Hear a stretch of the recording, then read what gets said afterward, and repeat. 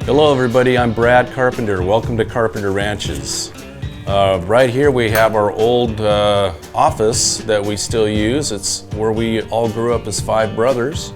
Come on back, we'll meet some of the family. So this is where we hang out a lot of times in the morning and have some coffee and get started for the day. And here's Austin, Mike, Craig, Chase, and we'll probably have a few more straggling in here in a bit. Here's all of it, well, some of us brothers with some cousins back when we grew cluster hops, and that was probably what, maybe 1970 or so, maybe 68, 69. There's me sitting on my grandfather's lap, and my brother Tom, brother Steve, Mike, and Craig, and those are good times, good remembrance growing up, playing in the dirt, having fun.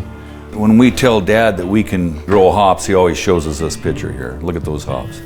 I mean, I don't know, that was probably 18 bale clusters there, you know. It's good to have you guys here today, and we look forward to showing you more of the ranch and having fun. Who started the red Ford deal? Dad started that. I think he bought his first red truck in '64. Always bought a red truck. He bought one yellow one, which is a 3/4 ton Ford once, and said he'd never do that again. Look at this old hat pole here. It actually served as a pretty good function for the carpenters. Back in the day, Dad put this up. Salesmen of every type that would drop in here trying to sell something, which is fine, but when you're trying to get your work done, it's kind of tough. So Dad would say, hang your hat on this pole, please sit down and wait. When our work is done, we will talk to you, maybe, the management. There's been many salesmen that have come by and hung their hat up here, and we haven't seen them since. We're gonna head over to our facilities and kind of see, we're getting prepared for harvest here right now, but we're gonna take a look at what we're doing and get prepared for hop harvest. Come into our lair here. Craig, what's going on here? Show these guys how we pick hops. This is a cross between a redneck and Arnold Schwarzenegger, all right? It's just separating leaves and stems from the process we showed you up front. So it goes into an arm picker, then it goes into a re-cleaner in the back, and then a re-cleaner in the very back end. It started out with the low end of the market. We didn't have any money, and we lived through a lot of years of having nothing and making things work, but we learned to build things ourselves. Yeah, I mean, you'll see used motors, used gearboxes.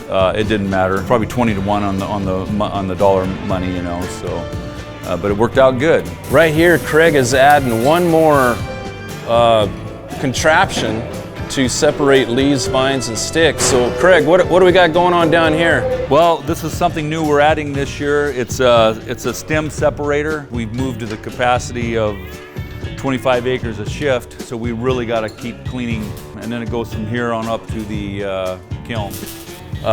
Okay, we'll keep moving forward. Yeah, we'll go up over here. We're gonna follow you, or? Either way. We're in the old kiln, which actually had a new roof put on top of it in the 80s. We used to push kilns manually. I did that for years in the 70s and 80s. When we were growing up, Craig, we'd go to football practice, come back and push a kiln, go to football practice again, 2 days, and come back, and Dad have us push kilns. So, yeah, we pretty much couldn't sweat anymore. No. We didn't have any fat on our body either. Oh no, that's how I got my wife. I'll admit it. You know, yeah. Because I don't know how we could have got them other than that. I got mine because you got yours, and they're sisters. So Craig's actually my brother-in-law. So. I thought I had a great personality, but it wasn't a personality, it was this. Yeah, that's true. So. Yeah. All right. One of my dad's fun things is to plant these sunflowers around here. He really enjoys sunflowers. So this is a control room for all the kilning. Austin and Tyler, come over here, gentlemen. These two guys kind of run our kilns. Tell us a little bit about the kiln and what goes on here. Well, I guess the biggest difference between the old way of drying hops and the way we're drying them now is some technology that's been incorporated. We're able to monitor each kiln independently and adjust temperatures and give it set points for how hot we want the hops to be, how high we allow the plenum below to reach. And we're in the bowels of the hop kiln, so we're down under the lower part. Austin will kind of explain to you kind of what happens here. So what we got is a system of ducting that helps separate the air out evenly to give us even pressure throughout the whole kiln as the hops are drying above it. What that does is give you an even dry, so the hops start to dry and come down evenly, and you have the same quality throughout the entire kiln bed. Send us your stickers. We want to fill this wall, and we need more stickers, people. So if you got one, send it our way, or Yakima Chief's way, and they'll get it to us. But we got a long ways to go.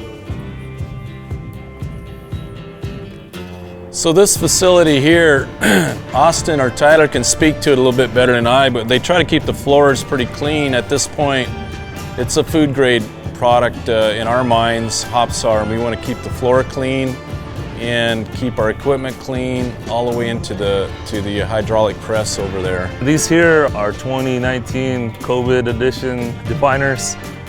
What happens here is we drag these through the fields with a tractor.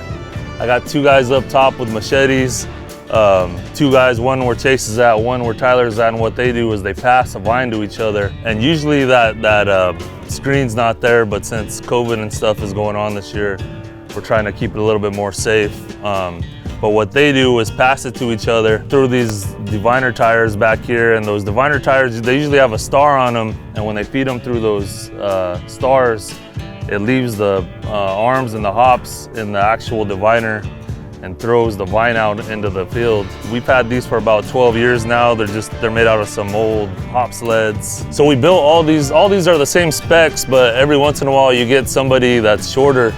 So then we got to build these customized steps for them to be able to cut the hops on tops. On our farm, this is how we pick our hops. We are in a Sabro yard right now, and we're gonna drive through this. This was a baby yard last year. It's a 2-year-old, and I want you to just enjoy the sights and sounds of this yard. It's such a beautiful yard. So here we go. These things are about a couple weeks from being ready, but some of the cones are actually ready right now. Let me try this one right here. So yeah, this is a Sabro cone. Very unique aroma to Sabro. And when we pick these in the machine, there's a mint peach smells. It's just unique and different from any other hop that we've picked so far. It has the Neo-Mexicanus lineage in the background of its genetics, and we're excited about this variety. It's a variety you either love or you may not like as well, but it has some very unique flavors and aromas to it. So it's a great hop. We're excited about it. Sometimes you're driving out here and parts of the day it's just beautiful. Most farmers will tell you one of the best parts of being a farmer is enjoying the environment, the land that you live on, and seeing the sights and the sounds. We want you guys to be able to see that as well at times. One of my favorite views is this view down into this area where the hops are on some hillier ground, and it just has a beautiful look to it at certain times of the day. It's good to just stop and enjoy the sights, enjoy what you do. And we truly do, as a family, love what we do growing hops. Thank you everybody for coming out today. We really enjoyed having you with us. We really appreciate you brewers, and we hope to see you someday soon once this thing's behind us. We really thank you again, and have a great day.